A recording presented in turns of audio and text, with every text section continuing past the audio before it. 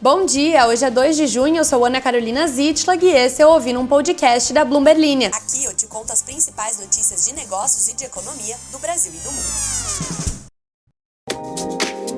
Bom dia! Chegou ela, a tão esperada sexta-feira e pra mim com um gostinho especial, chamado férias. Que coisa mais maravilhosa! Na semana que vem eu não estarei por aqui apresentando o podcast, mas o time incrível da Bloomberg Linha vai tomar conta disso por mim. Espero que vocês não morram de saudades.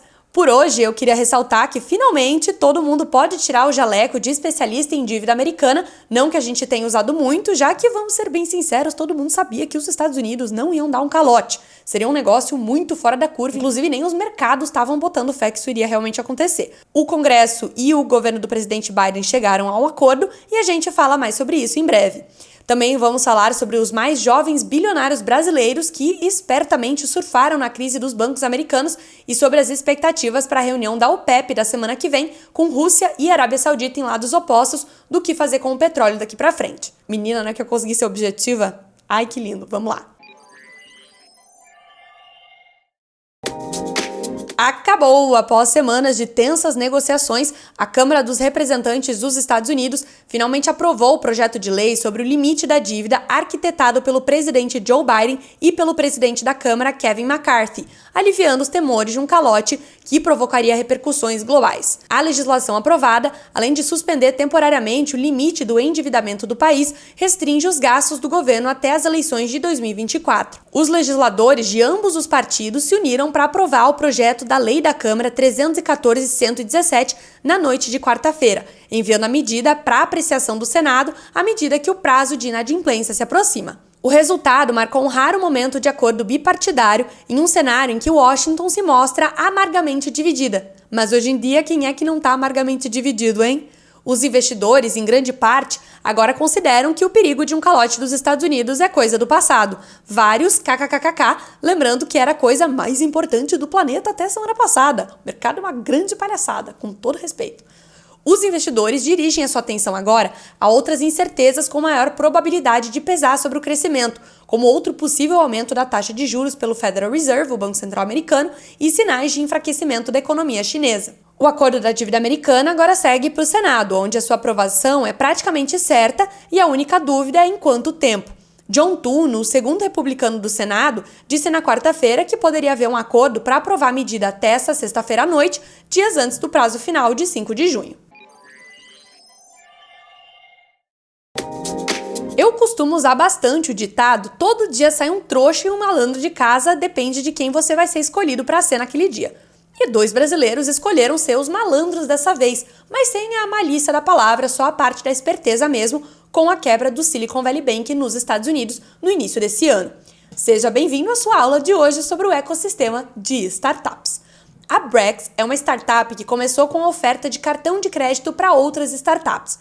Foi cofundada no Vale do Silício pelos empreendedores brasileiros Henrique Dubugras e Pedro Franceschi em janeiro de 2017. Até esse momento, ultrapassou 100 milhões de dólares em receita anual recorrente, tanto para sua unidade de contas comerciais quanto para a Empower, o negócio de gerenciamento de gastos. Se continuar nesse ritmo, a empresa está a caminho de atingir 500 milhões de dólares em receita recorrente nos próximos 12 meses, de acordo com pessoas familiarizadas com o assunto.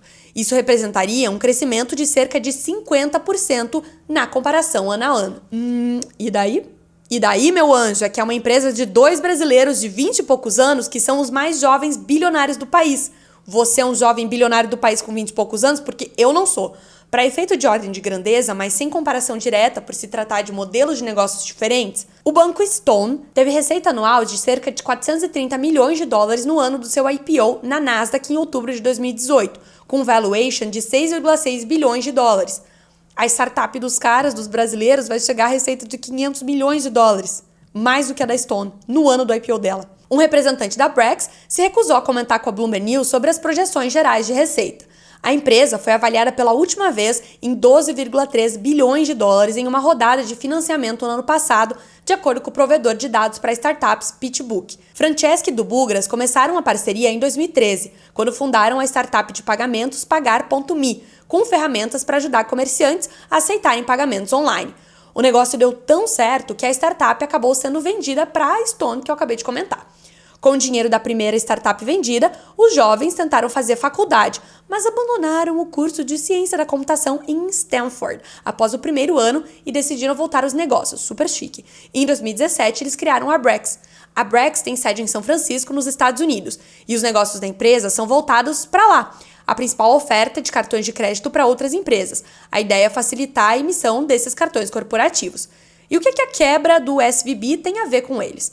O SVB foi o caminho tradicional por meio do qual startups brasileiras recebiam seus investimentos de fundos de venture capital, que são os fundos que geralmente vêm de fora para investir nessas empresas pequenas aqui no Brasil. Também era o banco que aceitava fornecer crédito para as companhias ainda em fase inicial e que não tinham lucro, o que para os bancos tradicionais poderia ser mais burocrático. Durante a crise, a Brex, que oferece serviços similares, criou um programa de apoio a startups que incluía a manutenção dos limites de crédito nos cartões da companhia, possibilidade de negociação para o pagamento das próximas faturas e aumento do seguro FDIC nas contas comerciais da empresa para um máximo de 2,25 milhões de dólares. A Brex também anunciou linhas de crédito emergenciais para clientes do SVB a fim de ajudar as startups a manterem a folha de pagamento em dia sem realizar demissões. Isso porque Franceschi, em um evento organizado por alunos das universidades Harvard e MIT no final de março, afirmou que 40% dos clientes da Brex também usavam serviços do SVB. Na época, ele disse, abre aspas, um dos nossos maiores competidores estava nessa área há 40 anos e estavam saindo do negócio, fecha aspas. Isso levou a Brex, 4 horas após o anúncio da falência do SVB, a lançar uma linha de crédito emergencial para todos os clientes do banco americano. Uma pessoa familiarizada com as operações disse à Bloomberg Linha que a Brex teria recebido mais de $1 bilhão em depósitos com o colapso do SVB, algo que a fintech não confirmou. Teremos um evento interessantíssimo na próxima semana e por interessantíssimo eu quero dizer drama e fofoquinha. A Organização dos Países Produtores de Petróleo vai ter uma reunião em que os membros devem ficar divididos sobre o mercado e o que fazer com ele. Por um lado, os estoques globais de petróleo estão em queda à medida que os cortes de produção da aliança começam a ser implementados, o que pode dar suporte aos preços. Por outro, indicadores econômicos chineses fracos e temores de uma recessão nos Estados Unidos fortalecem as apostas baixistas. A divisão fica clara nos sinais conflitantes dos dois principais membros da coalizão.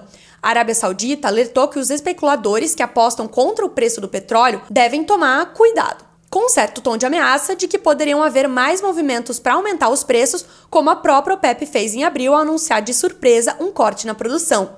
Só que isso vem em contraste com comentários mais moderados da Rússia. Está em jogo a trajetória dos preços do petróleo e o seu impacto sobre a inflação. O barril do Brent, um tipo de petróleo negociado no Reino Unido, recuou 17% nas últimas 6 semanas e é negociado perto de $73 em Londres, mas os analistas ainda preveem uma recuperação no segundo semestre. Os preços não estão baixos o suficiente para atingir um corte, mas também não tão altos o suficiente para as contas públicas dos países membros. As 23 nações do grupo se reúnem em Viena no dia 4 de junho. Os cortes de abril, que vão ser mantidos o ano inteiro, devem ser suficientes para diminuir os estoques globais de forma significativa à medida que o consumo aumenta na China. Dados da OPEP antecipam um grande déficit de cerca de 1,5 milhão de barris por dia no segundo semestre, o que vai fazer provavelmente os preços aumentarem. Esses números sugerem que outra rodada de cortes de produção não seria bem-vinda por países que ainda sofrem intensas pressões de custo de vida. O presidente dos Estados Unidos, Joe Biden, criticou a OPEP por seu corte de abril e a Agência Internacional de Energia condenou o grupo pelo impacto da política sobre os consumidores. Por outro lado, o petróleo está abaixo da cotação de $81 o barril que o Fundo Monetário Internacional estima que seria necessário para financiar os ambiciosos planos de transformação econômica e cidades futurísticas no deserto do príncipe herdeiro saudita Mohammed bin Salman. Enquanto isso, Moscou prometeu reduzir a produção em retaliação às sanções internacionais contra a invasão da Ucrânia, mas o país está retendo os números oficiais e dados de rastreamento de petroleiros mostram que as exportações russas aumentaram 8% em relação a fevereiro. É polêmica atrás de polêmica. Vamos ver o que vai acontecer nessa reunião. Então é isso, pessoal. Eu desejo aí a todos um ótimo final de semana, uma boa semana. Continuem acompanhando aqui o podcast, porque eu volto na próxima e a qualidade das notícias, claro, não vai cair, porque aqui é Bloomberg Linha, meu povo. Isso foi bem tosco da minha parte, mas é verdade. Um beijo pra todo mundo, fiquem bem e até a próxima semana.